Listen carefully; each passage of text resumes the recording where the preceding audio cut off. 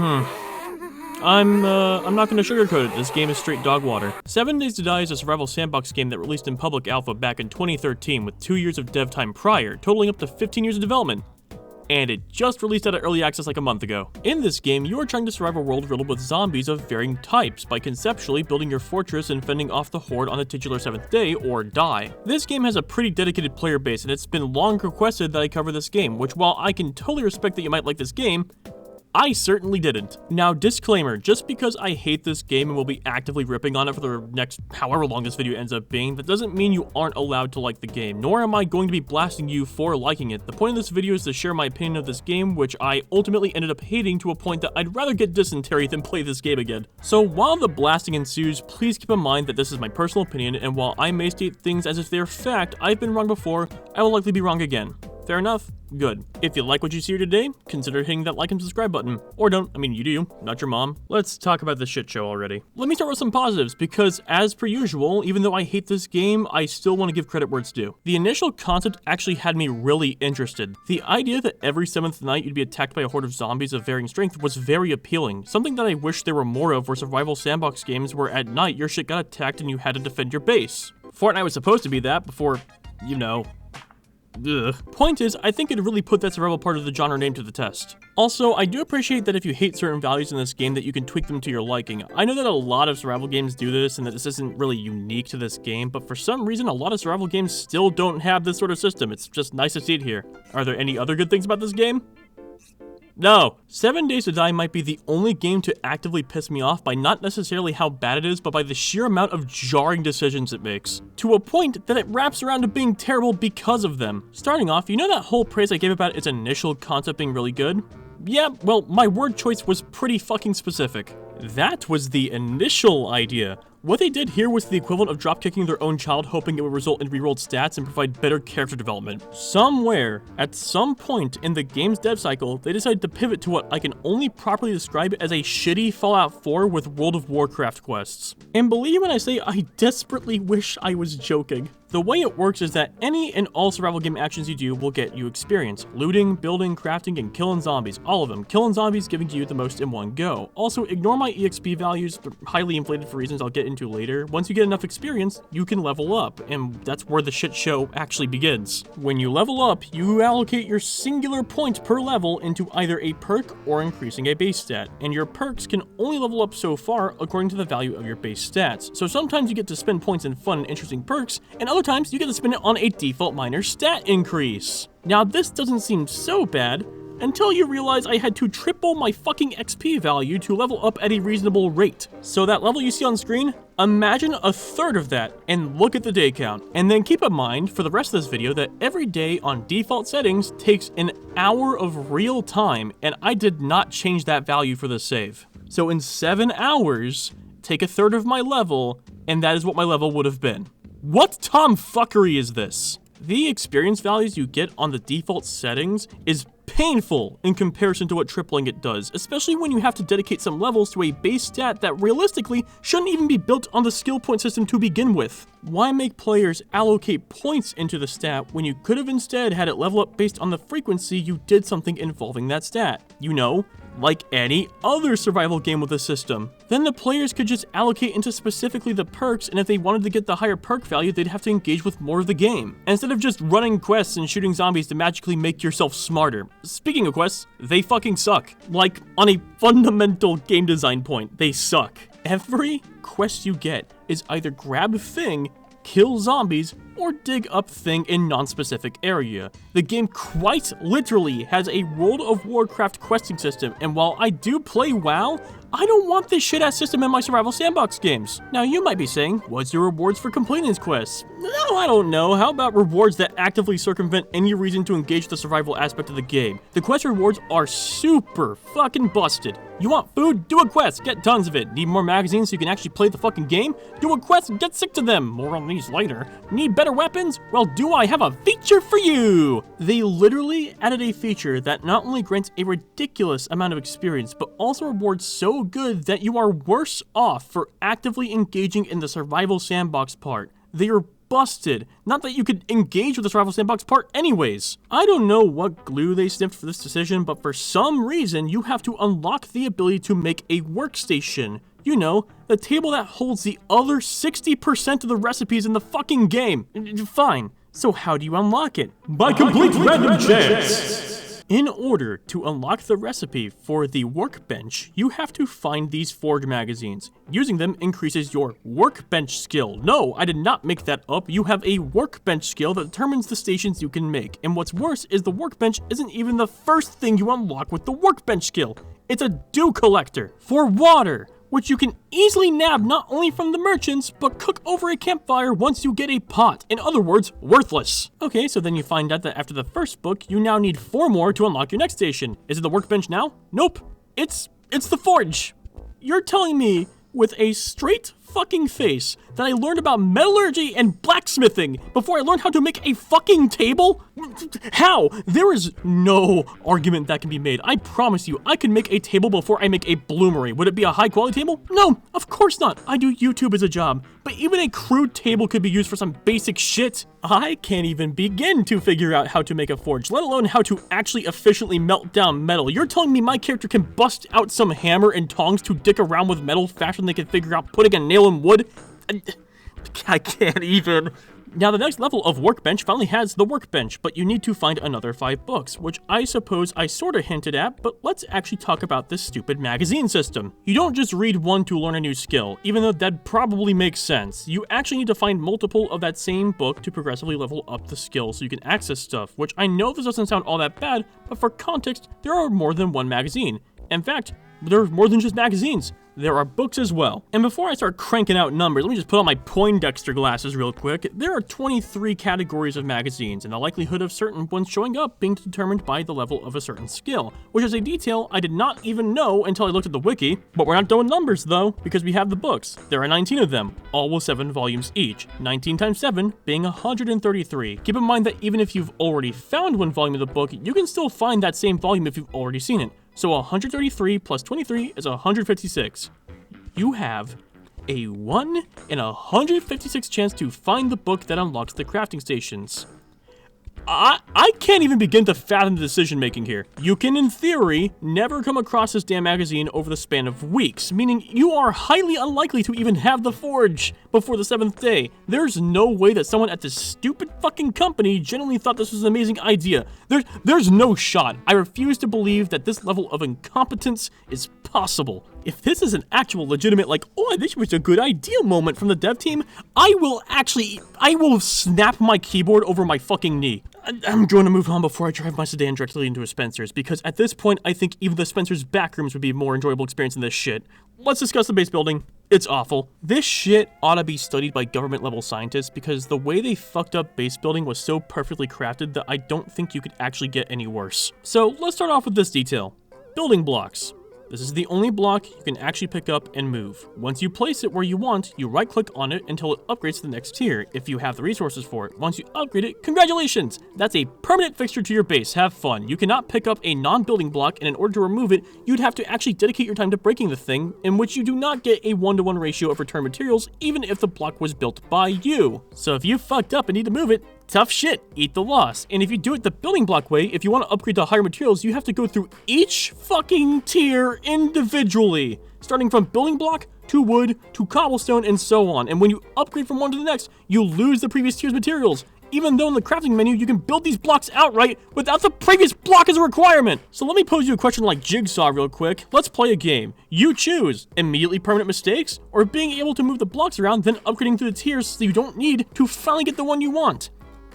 This is miserable, dude. This game actively reinvented the wheel and turned it into a fucking Penrose tile. It is artistically crafted stupidity that both amazes me and gives me an ulcer at the same time. Guys, it's so simple. They did the work for you. Every other game did the work for you.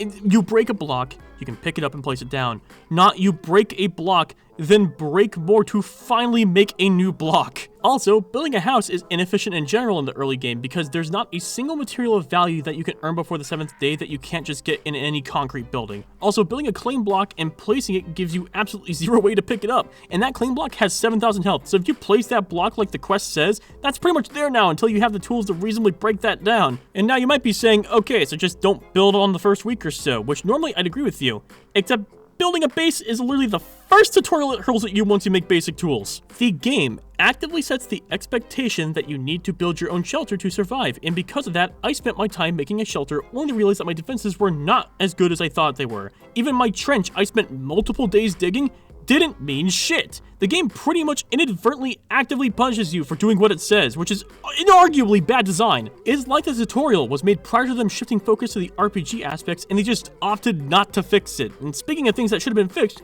bugs and poor optimization. Lots of it. Enough that you probably already noticed a lot of it in the footage. And for the sake of not spending too much time on this, I'm just gonna go through a lightning round, but just for example, trees not actually falling down once cut, weapon swapping animations instantly snapping, but for some reason only working when you rapidly switch between weapons, zombies instantly snapping between crawling and walking, all while attacking you with no animation, the game lagging profusely on high settings despite the fact it does not change the render distance, nor does it change the foliage from being a crusty JPEG, and this isn't a moment of, oh, your PC must be bad. I can run Cyberpunk on high at full 60 FPS, this is not a PC problem. This game just happens to run as well as a grandma does after I hit her shins with a metal pipe. Zombie pathing also tends to get stuck on random blocks, perceiving them as the fastest route despite the fact there is clearly an open hole next to them. Loading into the game somewhere in the midpoint asks if you were ready to start the game as if you didn't fucking press play to begin with. So many optimization issues and bugs. I could honestly go through the list more thoroughly, but I'd much rather just talk about all the piss poor design decisions as I find them more jarring than any of the bugs in this game. Starting a quest completely reloads a dungeon, which might sound reasonable, but the problem is the things like the outside cars abruptly changing model and all your damage you've done being undone. It completely demolishes the sandbox feeling by not respecting the player's impact. And if the entire plot reloading like this indicates anything, that means it's likely that if your house is in a quest location, you either don't start the quest or lose your base, which I desperately hope isn't the case, otherwise I think my stomach acid will become volatile and I'll melt into a pile of goo. There's so much just underlying jank that I can't even begin to describe. Nothing feels satisfying to do, and even getting my base to stop looking like the Home Depot plywood section was bittersweet. Digging terrain pisses me off wildly because the entire game is block-based, but the terrain actually deforms seemingly at a totally opposite angle to how any of the blocks face. Like if you dig straight down enough, it kind of looks like a block, but it's facing the wrong way in relation to everything else. Evil. Straight evil. Also, in a lot of these structures, there's these points where the zombies actually catch you off guard and burst out of fragile walls or ceilings, which sounds cool, except the part where it's in every single house. I get the idea of making exploring the place tense, but if it's happening this frequently, then I end up just expecting it and finding ways to bait them out. For example, entering a room and making noise, then backing out to a safer room as they funnel out to me. And, oh, speaking of funneling them out once they hear noise, zombies remain entirely inactive in these houses. You'll never see them roam the house, or make noises, or even clumsily trip off of the railings until they know you're there. Otherwise, they're entirely stationary, making them incredibly predictable and makes the game seem far more inactive and lifeless. Which, I get that last part probably makes sense given the zombie theme, but even in most other zombie games, they still move around inside of the buildings. I'm not expecting them to move with the intent of finding me even if they don't know I exist, but the fact they sit like completely motionless machines that turn on like I walked into Freddy Fazbear's Pizza is so fucking weird.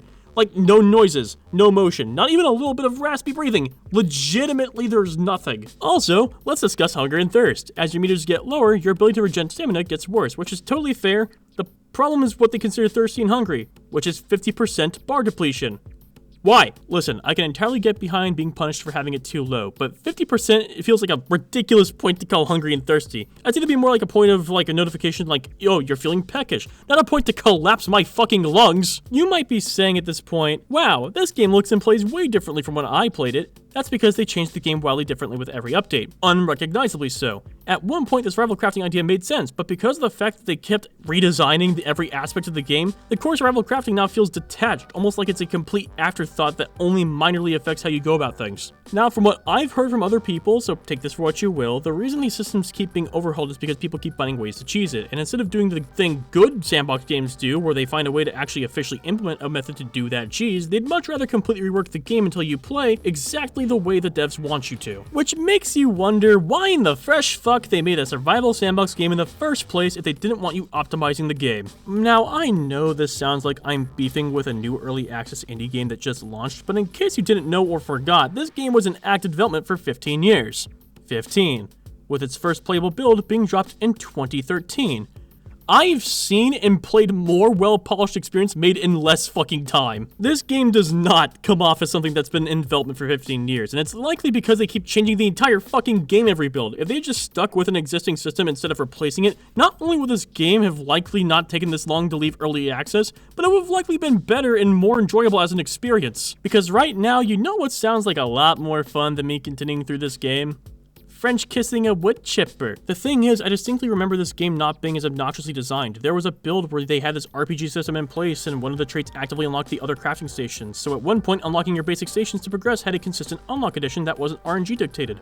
There was a point where opening the game didn't fucking advertise a new game they're used to in their merch store. And before some jackass in my comment says, oh, but other games do this, I don't like it in those games either. There was a point where there wasn't a questing system that actively undermined all other aspects of the game. There was a point where we had more player model control than these Fallout-ass presets we have now. And I know the old model never looked good, but the point is that it made your character feel a lot more personal no matter how shitposty it looked. There's so much underlying potential in this game that has not been tapped over the span of its development, and it's actually straight depressing. I mean, I try to find the good in any game. I even had good things to say about fucking Payday 3 of all games. But here I am, hard-pressed to think positively, because just when I start getting into a system, it throws something in my direction that instantly sets me off or invalidates it. It probably doesn't help that these devs had the monumentally sized Rocky Mountain oysters to hike the price $20. This game is $45.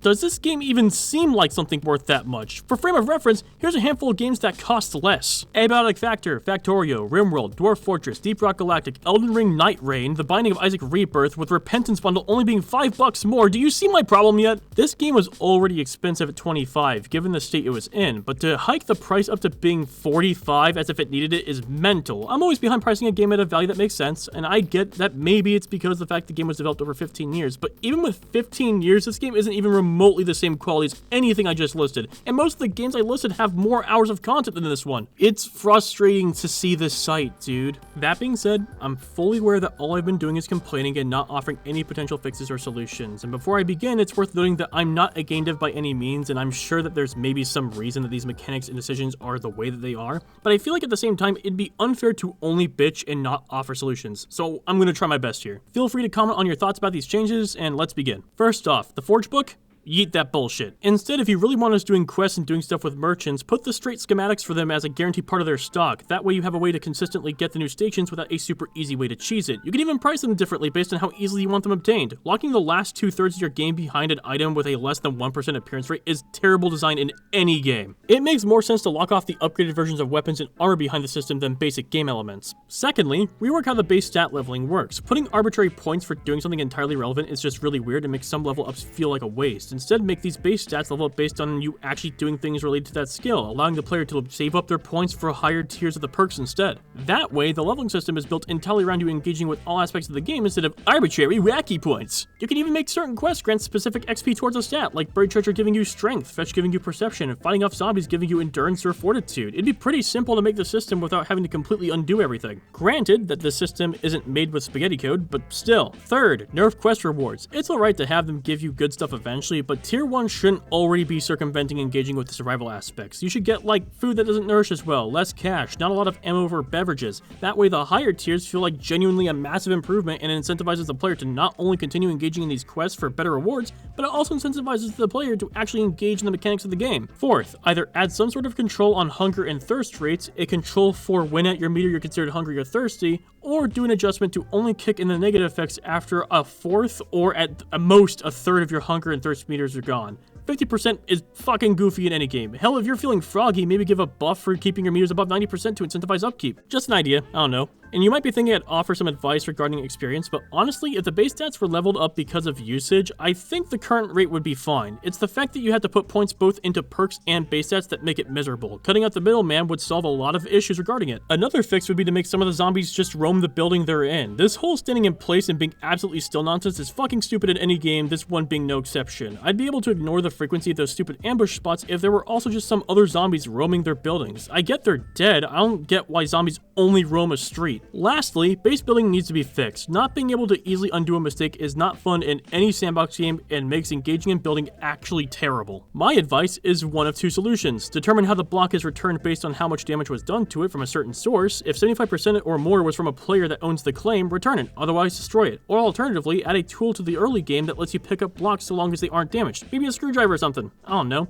Other than that, that's pretty much all I've got as far as fixes I can think of. And obviously, I'd also like the bugs and jank I've mentioned to be fixed, but this video is already long enough and wasting my breath talking about the obvious isn't something I like to do, so let's just move on to final thoughts. 7 Days to Die is a game that could be something truly special, but flounders its own design at almost every turn. I do not care that this game has a very positive review state right now. This game, on an objective level, is not in a state I'd be okay with endorsing. There's no reason a game with 15 years of development should be this cobbled together with glue and a single wad of chewing gum. This isn't just a hill I'd die on, I'd be put on a witch trial over it. If you like this game, that's fine. I'm not going to tell you to not enjoy this game, but I'm going to tell you that this game being the way it is and price hiking to $45 fucking is a whole other level of stupid that I can't even describe. If you have any other game recommendations, shoot your shot. Anything other than this game. This has been The Bottom Dweller. 7 Days of Purgatory sounds pretty nice right now.